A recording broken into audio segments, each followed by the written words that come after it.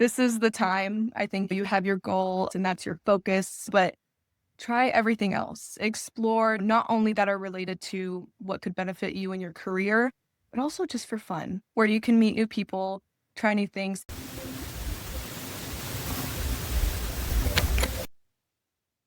Hi, and welcome to We Do That, Careers That Make a Difference. We got a little bit of a different episode today because we're not talking about a career, but we're talking about an experience, and that's the Peace Corps. So I really wanted to talk to Jordyn as she's just returning from the Peace Corps to hear about that experience as she launches into her career. And you're certainly going to get lots of great insight and stories and wisdom about the Peace Corps and international work. But as is often the case, we take lots of detours and really fascinating detours. So we're going to talk about Jordyn's experiences in youth sport. Soccer as a goalie, very appropriate as we're in the World Cup right now, and how she learned leadership and really life skills through that. And we even circle that back to her experiences internationally. We also talk about horror films and all kinds of really great things in this episode. So I know you're going to love it. So let's get to know Jordyn. All right, Jordyn, thanks for joining me today. It's so good to see you. Let's help folks get to know you a little bit. First, where'd you grow up? Thank you so much for having me. Happy to be here. I grew up in the Pacific Northwest. So I was born in Seattle. And then when I was really young, I moved down to Portland, Oregon. So that's really home for me. That's where I spent all my life up until high school. And yeah, so that's what I call home. Okay. Hey, what were you like growing up? What's some Jordyn as a kid stories? Ooh, Jordyn as a kid. Wow. Jordyn as a kid, I was a very quiet kid growing up. But then I feel like the most transitional moment of my life in childhood was when my mom put me into soccer. Sports was a huge part of my life growing up. I really hated to run. So I was put in goal and was a goalkeeper throughout my entire childhood. And I absolutely loved playing soccer. And it really brought me into my community, getting to know other people, having friends. And it was my entire life. Like all my afternoons after school, that's what I did. Hung out with all my teammates and everything. And again, played all the way until high school. And that was my entire identity at that point. Yeah, Jordyn, you're going to make this hard for me because our goal is to talk about the Peace Corps I eventually. know. Now I want to talk about sports and youth development. Yeah, Um, I love it. yeah, excited a little more about my lane. I'm curious. A goalkeeper requires a unique mindset, and I don't think it's just that you don't like to run. It's where it started. Okay, maybe it started there.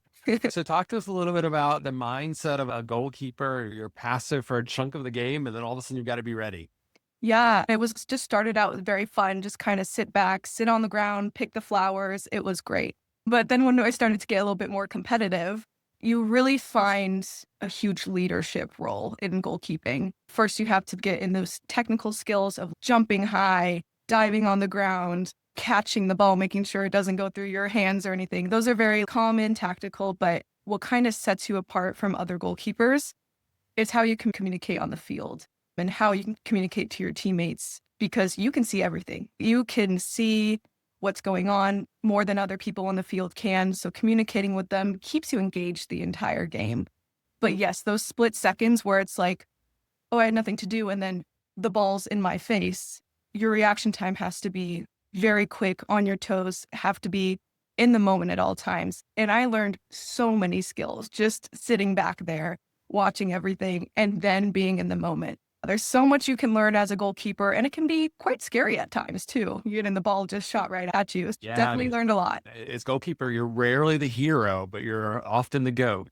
Yes, And that is very not goat in a greatest of all time kind of way. Like, wish, yeah. but Yeah. that's very true. So I'm interested. You said you were quiet, and then you're in this position that requires you to be a communicator and a leader on the field.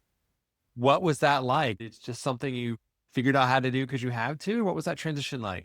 Yeah, that transition was very difficult for me, especially for my friends too, because they see me on the field and they see me yelling, screaming, telling people what to do. And then they see me in class and they're like, she's just so quiet back there. Like she doesn't do much. So it's definitely like weird for them to see it themselves. But I remember there was a point when I really started to get competitive, maybe going into high school, where I had a coach kind of sit me down and say, hey, if you want to take it to a next level, we have to start implementing these steps because you're at a great advantage being behind everybody, seeing what's going on. Again, what a lot of people can't see. Just having that kind of one-on-one with a coach and having them just be straight with you. And this is what you got to do to get to that next level. So really appreciated that like open communication with coaches and everything. So that's how I got there. And I was like, okay, I'll just start yelling. And I learned a lot with that too, is like screaming and yelling at people. You got to learn the right way to do it, right? In a kind way. There's a lot of learning experiences with that. So any tips? Did you have a pump up music or an alter ego? What got you in that mode from quiet to vocal leader? I think it's always in me. I'm not quiet when I'm with people that I'm comfortable with and everything, but I'm not yelling and screaming all the time. But yeah, I guess I got pump up music, like in the zone, ready to go. I listened to a lot of rap when I was in high school, so that got me going. But I think it was like an alter ego. I don't think even my mom knew where it came from sometimes, but it was just to be able to flip that switch and like, I want to do it for other people. I want us to win. I want us to be the best that we can. And I'm like, if that requires me yelling and commanding and everything, I will do that. I'll be a leader. Yeah. So let's talk about leadership and communication. You Yeah. mentioned you learned a lot there. What are some of those lessons? Soccer was definitely the introduction to that. And it gave me some of the skills of, again, how to communicate on the field in the moment and then also off the field. How do I communicate with, hey, next time, let's look crossing the ball to the other side of the field, or let's do this. And also other people having open line of communication with me. They're like, hey, I need you to talk to me a little bit more. Tell me when someone's about to come on me to get the ball. So it definitely worked on the field, but also off the field to open those lines of communication so I can feel comfortable with people that I'm working with so we can have fun and win games. Yeah. And you've already alluded to this a bit, but I imagine that skill set is translated off the soccer field as well. Can you tell us maybe some lessons you learned in soccer that you now use as a student, Peace Corps? Yeah, I think being in that leadership role in soccer definitely got me prepared for translating it to school because I didn't have a lot of leadership roles while I was in school. I wasn't a part of a ton of clubs or a ton of big friend groups or something like that. I didn't really have those roles except on the soccer field. But especially going into college, doing the Peace Corps, I felt very comfortable being in positions to where I can put myself out there. I can be commanding and knowing what I know could help the team. So I felt a lot more comfortable getting to know people and then having those open lines of communication and then taking the lead sometimes when I felt I could do it. So I think it really helped translate to everything that I've done so far, not only in leadership roles, just communicating with people and trying to figure out what are next steps? What can we do next? How can we be better? So I think it's translated to everything that I've done so far. Yeah, it really is quite amazing how many skills you can learn in sport that are beyond the athletic and the physical piece that Absolutely. translate into the workplace and careers. And in fact, if you look at corporate executives, a number of them were fairly high level, at least high school athletes. Let's transition a bit. So you're in the green, rainy Pacific Northwest, and you decide to come to the desert at Arizona State. What led to that decision? My junior year of high school, I had somebody who worked at ASU and they're like, hey, you're looking at colleges, come look at ASU. We'll go to a football game, show you around the campuses. And I did a lot of research at ASU, went to go to Arizona, went to a football game, and I just fell in love with Arizona. Not only for the weather, because that was a big part, but just also for the culture. And there's just so many opportunities at ASU. And I felt like ASU would be a good opportunity to try everything. And it would give me that wiggle room that if I wanted to change something, I could. And I did. I went to ASU for my freshman year pretty soon after I graduated. So I was locked in a dorm. And yeah, I switched my major 3 times. And it was absolutely crazy. But I made it to ASU and I settled on nonprofit leadership and management.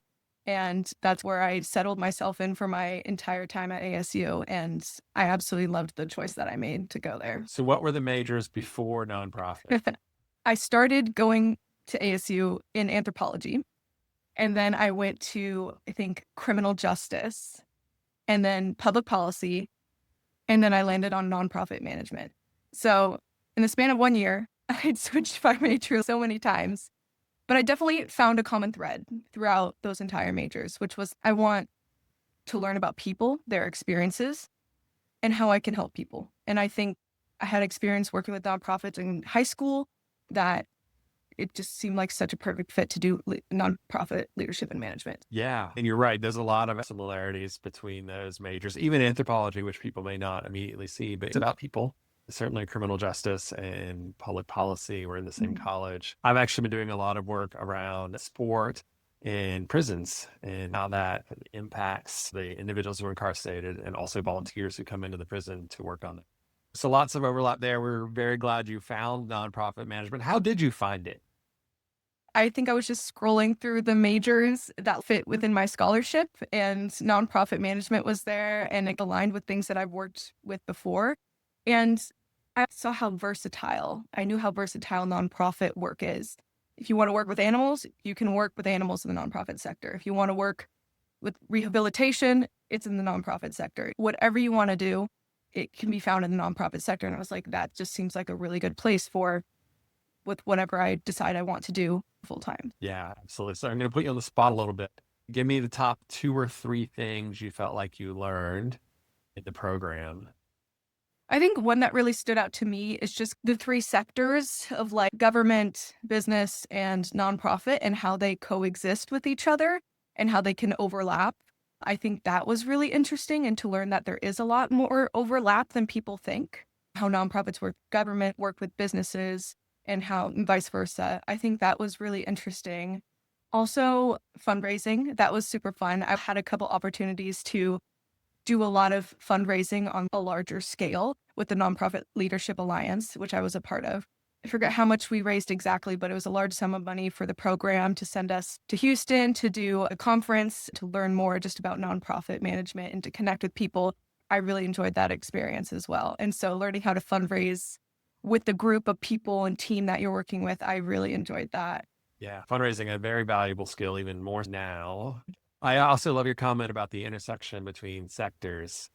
Sometimes I wonder if we don't do a disservice, plot people into you're a nonprofit student, you're a public affairs student, which is the municipal government side, or you're a business student, which is the corporate commercial side. But there's so much interplay across those sectors and skill sets that really translate. I have worked across all three sectors as well, and I can tell you Mhm. there's lots of commonalities. So one of the things you did while you're here was undergraduate research. Can you maybe talk a little bit about that experience, what you did, anything you learned from it? Yeah, I saw there was an opportunity to be an undergraduate researcher with you, Dr. Leg. And I thought it would be a fantastic opportunity to work on more hard skills. Also, dip my toes in research. It's not something that I'd ever done before. So I was really excited to see what that could be like. A lot of things I worked on were transcribing different interviews that were in a study that you were doing. And I think you and I worked on very technical work of like finding correlation between things. Maybe you can talk more about that, but yeah. Yeah, I know it's been a while. I realize, but you're selling your skill set a little short. And I only because I've been looking at some of your projects recently. You did some thematic coding, you did some statistical analysis, and yeah, you did some transcription as well, which is part of it. But yeah, I always think that that's a valuable experience that we Mhm. offer here at ASU, and you get paid Yes, to that do was it, very nice. which is a nice little perk. Yeah. So you're closing out your college experience. You have to do an internship. What was your internship? I did a study abroad internship because at this point I knew I was applying for the Peace Corps. I already submitted my application when my internship was starting. So I did study abroad in South Africa, in Cape Town, South Africa. And I worked with a social enterprise called Akaya Lilanga, which was in a township in South Africa. And I worked primarily on a proposal for a program that they were trying to implement around getting more job opportunities and job preparation for locals because that was one of the main things that they really struggled in that township was being able to have jobs and secure long-term jobs. It's great. I think a lot of our students are interested in doing international work, but have no idea how to start that, how to get engaged, and it's not easy. So, what advice would you give to someone who's interested in doing an international internship? Yeah. Plan early. It costs money to go unless you can get scholarships, which I highly recommend that you apply for all the scholarships that you can to do the internship. I was able to get a couple, and that helped tremendously for me to be able to do a 3-month internship in South Africa. So make sure you're applying to scholarships early. planning the financial burden, because I know that's why a lot of people don't do it, is the financial burden. And that's totally understandable. Fun with people in your family, being able to do all those things to have this opportunity, because it's an amazing opportunity to be able to do. And then also reach out early to ASU Study Abroad portal. They have a dedicated page that you can reach out to if you have a certain program in mind already. They'll give you a lot of options, and a lot of options on the financial side, and then also who they connect you with for the internship. They guide your hand. You're going to go here, you're going to stay here. Everything's planned out for you, but just make sure you have that constant communication with them. If you have any questions at all, ask them. It can be a little scary, but it's so worthwhile to do it. Yeah. So the financial piece is a reality. And I'm glad you brought up scholarships. There's a lot more out there than people realize. And we sometimes have scholarships go unclaimed because no one applies. So yes, you got to apply for a lot of this. You just taught me something. So let me clarify that I understood that. You went through study abroad to find your internship. Yes. So I didn't do it independently. I went directly through ASU Study Abroad. I did it through ASU, and they held my hand the entire time to help me find a place, get the internship, and where I'll be staying. Yeah, I did not even know that you could go through study abroad in that way. So that's a super helpful tip there. Yeah. We're actually doing a study abroad. Myself and Karen Steinerman are leading in London this fall that's culminating in the ASU football game in Wembley Stadium. Oh my God, that's Little, amazing. little Oh my day trip. goodness. Super excited about that. Going back in time again, when I switched my major to nonprofit management, I did bear in mind that at that point, I knew I wanted to do the Peace Corps already. Starting at university, I said that is an avenue I might want to take, is to do the Peace Corps. Everyone says they either know somebody or know somebody that knows somebody that's been in the Peace Corps. And my uncle was in the Peace Corps, so I got to hear about his experience and just the unique aspects to it. And I said, I think that's something I would absolutely love to do. Whether I go down a route that would stay internationally for career wise, like who knows, but it would just be an amazing experience to go and help people, and then also learn a lot more myself. So I knew I wanted to do that like a freshman in university. And so I think I started applying for it early my junior year, because I graduated a year early. Yeah. So I was very prepared, and something I really wanted to do for it. So just in case folks are not familiar with the Peace Corps, I imagine most people know broadly what it is, but maybe give us a little more detail on what is the Peace Corps? Yeah. So the Peace Corps is a government program where they send volunteers to countries that ask for support in certain areas. So different programs and areas that they have is focused on community development, education, health, youth and development, agriculture, kind of everything under the sun that the country is asking help for. So they send volunteers, they go through a lengthy process to vet the volunteers, and then they send them off into the countries and have them work on the specific goal that they have in mind. So you said lengthy vetting process. Walk us through that. So the application is very thorough. Let me say that they really recommend you need to have a bachelor's degree. You need to have a lot of things that are in common with what you're applying for and the sector you want to go in. Medical is very thorough, background checks and everything. So it's something you have to plan ahead for if that's something you decide you really want to do. So what skill sets are they looking for? Or what skill sets did you bring to the table? I directly applied for a mix of education, youth and development, and health. And I was able to bring that skill set of working with youth, because while I was at ASU, I was in a club called Rise Tutoring, and they worked with refugees on the weekends to tutor them, local refugees in the areas. And that was probably one of my favorite things I ever did at ASU. And I really utilized that to translate into my Peace Corps service.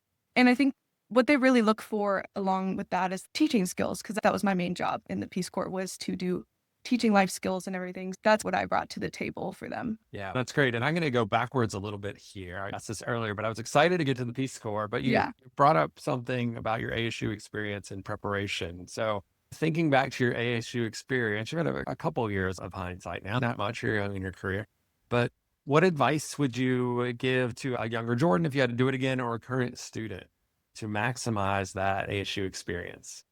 I would say my advice would be try everything. This is the time. I think you have your goal of what your major is, and that's your focus, but try everything else. Explore different clubs, not only that are related to what could benefit you in your career, but also just for fun, where you can meet new people, try new things. I was a part of Blaze Radio. Had my own radio show. No experience with that whatsoever. It was so much fun.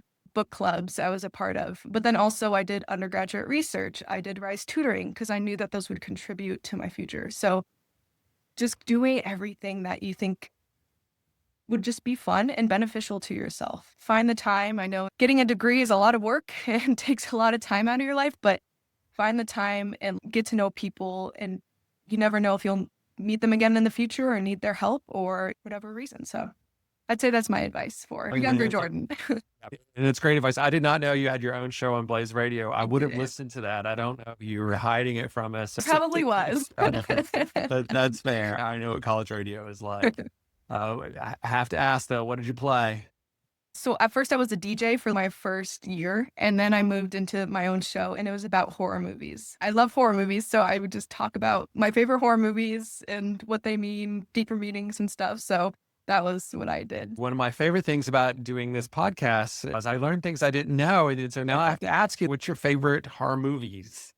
Oh, that's so hard. I know. That's why I gave you movies. You could do I a couple. know. Recently, though, I will say it just came out, but Obsession was absolutely a fantastic horror movie. I really liked. Midsummer is also one of my favorites. It's like a cult classic, not cult classic, but it's a broad favorite for a lot of people. I would say those are my two favorites right now. Okay. What do you like about Obsession? Obsession. This is what I think the misconception about horror movies. They have a lot to say about our lives in the moment. And Obsession really goes over people's autonomy, the patriarchy, like men's dominance over women in society. And it really touches on that a lot. And just in relationships and balance, power, everything is really good. So highly recommend watching it. I have an end of the semester tradition that when I get to a point where I feel like the semester's wrapped up, I've tied up loose ends, I will walk down to the theater is basically on campus. Super nice. And I'll just walk down and see what's playing and go see something random. So I did notice because I walk in past the theater in the morning that Obsession is at the theater. So maybe that's my end of the semester. Yes, you should definitely watch it. I'm not much of a movie person. In fact, I usually see 2 a year at the end of the fall and then the spring semesters. But one thing I do think is a testament of a good movie and a good book is that it does say larger things. I went to a museum exhibit one time about superhero movies, and it talked about the historical context and what's going on and how it reflects that. And it was super fascinating. And I now have a new appreciation for superhero movies that I would not have otherwise. Yeah, that's awesome. So that's super interesting. Yeah. I do also, before we move on, highlight your advice there about try everything. It's perfect advice. It comes up a lot on the show. We just did a 2-year summary of most common advice we hear, and that is definitely one that shows up a lot, and I couldn't agree more. So let's get you back to the Peace Corps. So you apply, you're accepted. What happens now? I found out I was officially accepted when I was in South Africa.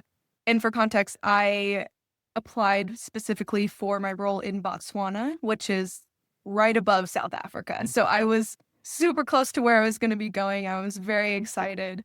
And about 3 weeks after I got back from my internship, I shipped out to Botswana. So I got accepted as an HIV and AIDS life skills educator. My primary role was working in a school and teaching life skills, primarily around health. So I was in a primary school, so it was very simple things like how to brush your teeth, how to wash your hands properly, just common health things that kids need reminders of a lot of the times. That was my main role, was to be in a classroom working with teachers and to just bring those broader skills to these younger kids that they could grow up and remember them and have them. So that was the role I applied for, and I went to Botswana. Culture shock, totally crazy. It's a lot like Arizona. It's very hot there, very deserty. So I was already used to that, but I felt like I got brain dump. First 3 months, we got so much information about the culture, what we need to be doing and teaching, language. I think that was the biggest thing, is learning a new language. That was crucial to feeling accepted and to just communicating with people in the community. And I suck at learning languages personally. So that was an absolutely crazy first 3 months experience. Yeah. So I imagine there's a lot of just nuts and bolts questions people have. So let's do nuts and bolts. Where'd you live? Yeah. So Botswana is a landlocked country in between Namibia and Mozambique. And I was in the southeast near the border of South Africa in a village called Moletemane. And it was a very small village, only like 2,000 people. And they focused on chicken farming, very remote, very isolated from other villages. So it was very different from life here where I've been. Yeah. So did you live with other Peace Corps volunteers? Did you live in an apartment? Peace Corps sets you up with your housing, and I was able to live in a 2-bedroom house, running water, hot water. I had a very good setup, electricity, and they work with locals to say this is an appropriate house, a safe house that she can live in. And I was the only one in the village at the time. Sometimes in bigger towns, there'll be multiple volunteers there just because it's a large space. But my village was so small that we only needed one. So Yeah. So you're not walking or driving to the fries to pick up groceries. So what did you eat? Where did your food come from? my village had a lot of non perishables. So rice, pasta, chips, stuff like that readily available. But for the most part, I had to squish into a little van with 30 other people and drive an hour and a half to go get my groceries, which would be like 20 pounds of heavy bags of groceries I'm taking back with me to fit in this small space. So shopping days were a lot, I'll tell you that. But that's where I got most of my food. They had very fresh food and everything that I was able to eat. I had a fridge and a freezer, so I was able to stock up and be good for a couple weeks. Yeah.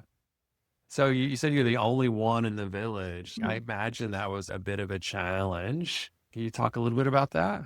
Yeah. So luckily, my village had Peace Corps volunteers in the past. I think I was the first one back since COVID. And I went in August of 2023 to Botswana. So it's been a couple of years since they had an actual Peace Corps volunteer in the village. And it was polarizing at times. I was an American there, and people were like, who is that? Why are they here? They're living here. They're in our school. What's going on? Especially when you first enter the village, it can be very overwhelming because everyone wants to say hi to you. What are you doing? What's going on? And to be able to have those conversations with people, explain, I'm a Peace Corps volunteer. I'm here to support what you guys need help with. And here's where I'm from. Yes, this is America. This is what's going on. It was a lot, especially just first stepping foot there in the village. It could be overwhelming a little bit. Yeah. Any loneliness? Yeah, I think that's my experience is my own. It's very different from even volunteers in my own country. At the same time I was there, every Peace Corps volunteer will have a different experience. But for me, there were definitely periods of loneliness, feeling very isolated. I didn't have a lot of people that spoke English very well, so it was hard for me to connect with people on a deeper level to where I could make good friends, especially the first year. I'm homesick. I miss my family. I miss my friends that I made. So, yeah, there's definitely periods of loneliness, but you also have to have the skill of putting yourself out there and making an effort to have those connections with people to where you will make friends. You will go to community events and feel a part of the community. There's a balance that happens there throughout time. So, yeah, definitely times like that, but you get through them. So what are your favorite parts of your experience? 2.5 years of my life, I feel like I spent like a lifetime there. So it's hard to pick a few times. But I think there's going to community events was always so much fun because there's always just a lot of talking and joy and singing, especially going to weddings. The weddings in Botswana are absolutely beautiful. They're amazing, full of food, beautiful dressed, community. Everybody goes to the wedding, whether you know them or not. I would show up to random people's weddings, and it was absolutely so much fun. That was probably some of my favorite parts is the community events. And then, of course, my favorite parts was the work that I did in the schools. I really got to get close with the students and learn what their personal struggles were and how I could help in a very professional manner, how they could come to me if they had any questions just about life or issues going on. And it was really rewarding that I could maybe be able to bring them some help if I could, or put them in the right direction of where they could get help if they needed it. What about some of the challenges or least favorite parts? Yeah. I think least favorite parts was that loneliness. I think there was just some isolating points where there were points where I was like, I want to go home. I want to go see my family. Thinking about the work that I was doing, and I was like, I'm gonna stay here. There's a purpose. I have plans that I want to implement. I'm gonna stay and do it. I think, and also, it's a different culture. It's a very different culture from America, right? Just in the way you interact with people, it can be very different. Maybe there's more touching involved. Again, different language. You have to be outside all the time, be seen all the time. And that's not me. I like to be in my house when I'm done working, a little turtle in her shell. But people are like, you got to come out. You got to be doing stuff. We have to see your face and everything. So that was probably one of the hardest things to adapt to. What are some tips you have for folks about going to a new culture and learning? Patience, time, open ears. I feel like my first year of Peace Corps was primarily learning, where I didn't say anything. I didn't say, "Oh, you need help with this. Oh, you guys need this. Oh, this is weird. What are you doing?" It's learning about someone else's culture, the language, how things work, how everything operates, especially in a school and a government.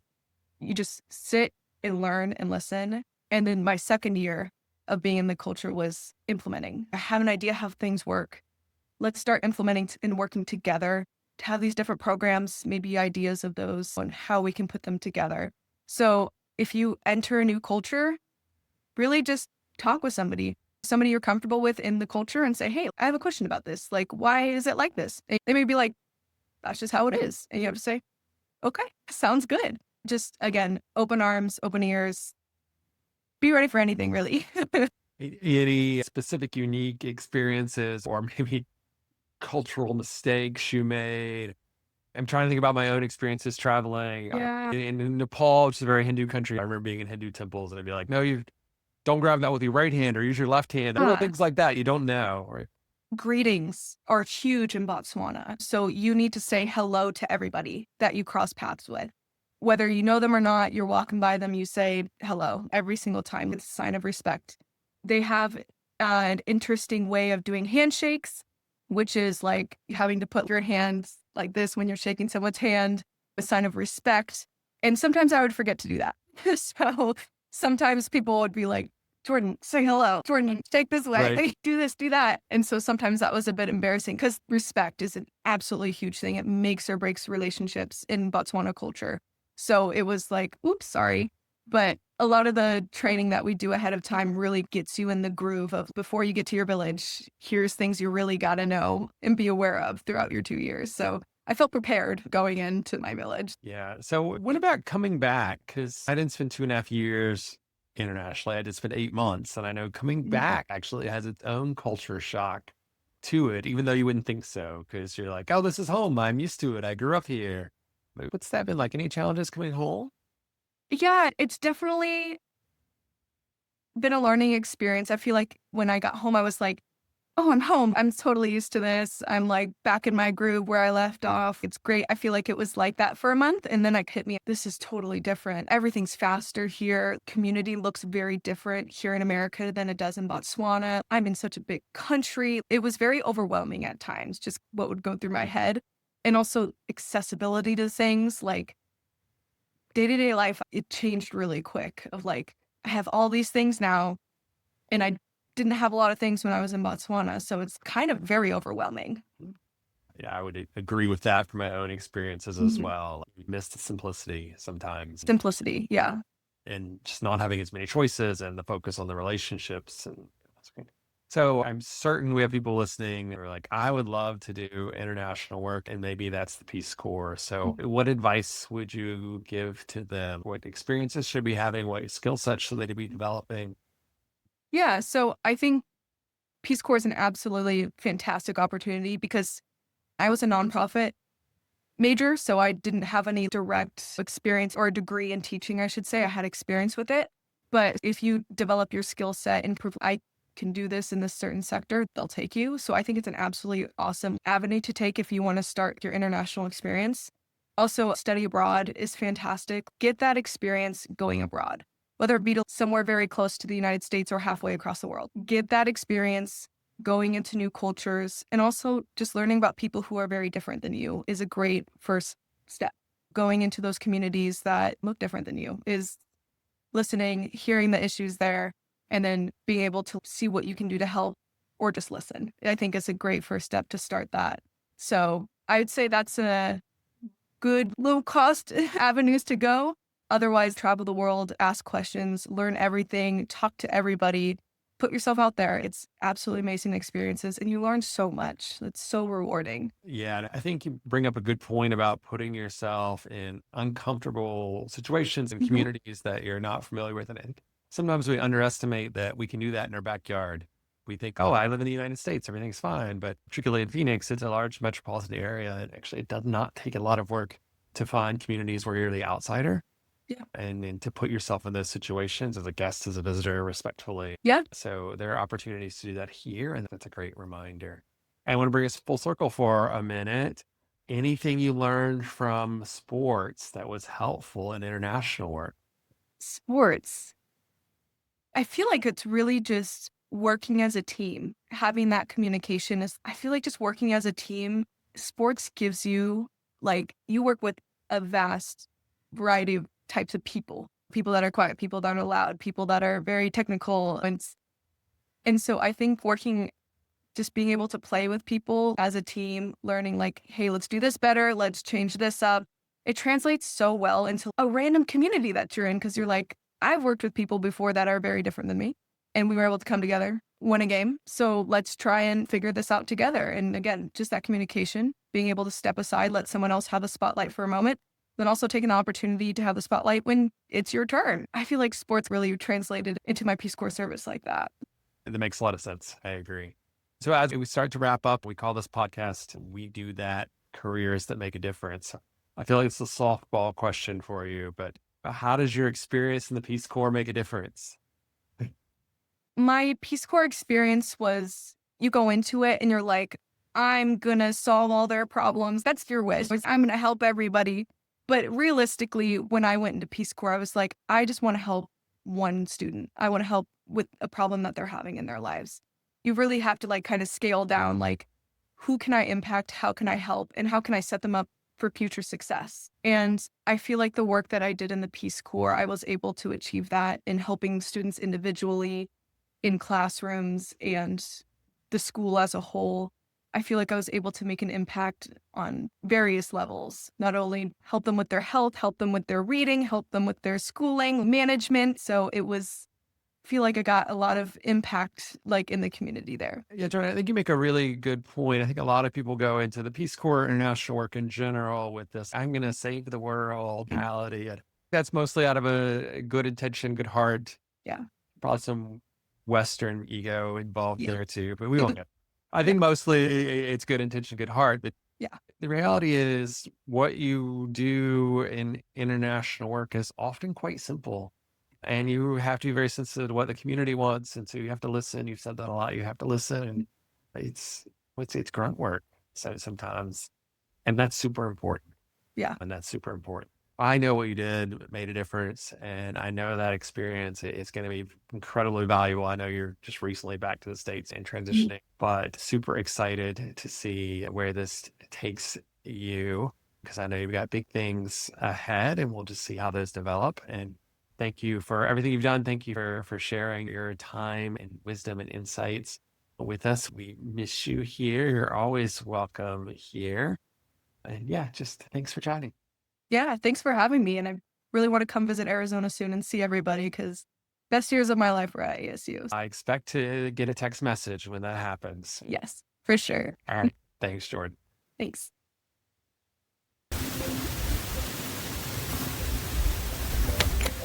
And if you're interested in learning more about one of our degrees and how you can make your mark on the world, you can find out more at scrd.asu.edu. SCRD is the abbreviation for our school. Again, that's scrd.asu.edu.